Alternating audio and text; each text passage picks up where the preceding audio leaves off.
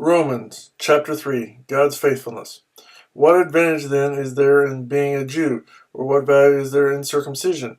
Much in every way. First of all, they have been entrusted with the very words of God. What if some did not have faith? Will their lack of faith nullify God's faithfulness? Not at all. Let God be true, and every man a liar, as it is written, so that you may be proved right when you speak, and prevail when you judge. But if our unrighteousness brings out God's righteousness more clearly, what shall we say? That God is unjust in bringing his wrath on us? I am using a human argument. Certainly not. If that were so, how could God judge the world? Someone might argue, if my falsehood enhances God's truthfulness and so increases his glory, why am I still condemned as a sinner?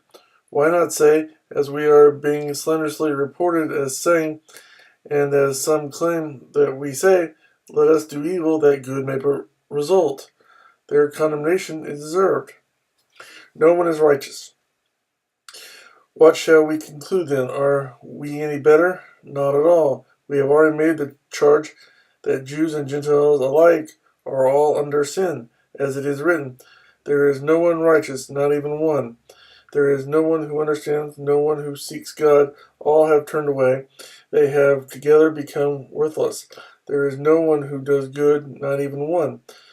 Their throats are open graves. Their tongues practice deceit. The poison of vipers is on their lips. Their mouths are full of cursing and bitterness. Their feet are swift to shed blood. Ruin and misery mark their ways, and the way of peace they do not know.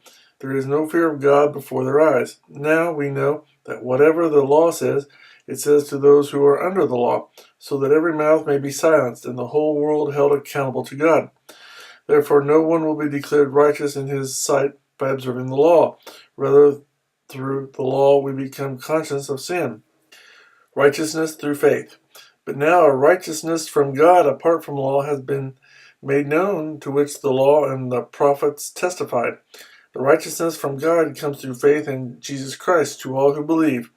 There is no difference, for all have sinned and fall short of the glory of God, and are justified freely by his grace through the redemption that came by Christ Jesus. God presented him as a sacrifice of atonement through faith in his blood.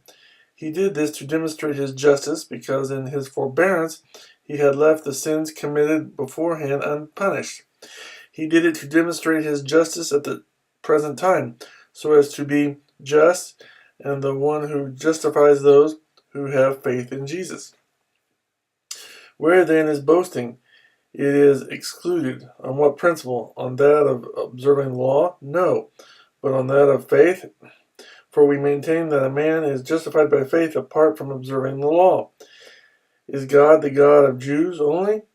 Is he not the God of Gentiles too? Yes, of Gentiles too, since there is only one God, who will justify the circumcised by faith and the uncircumcised through that same faith. Do we then nullify the law by this faith? Not at all. Rather, we uphold the law.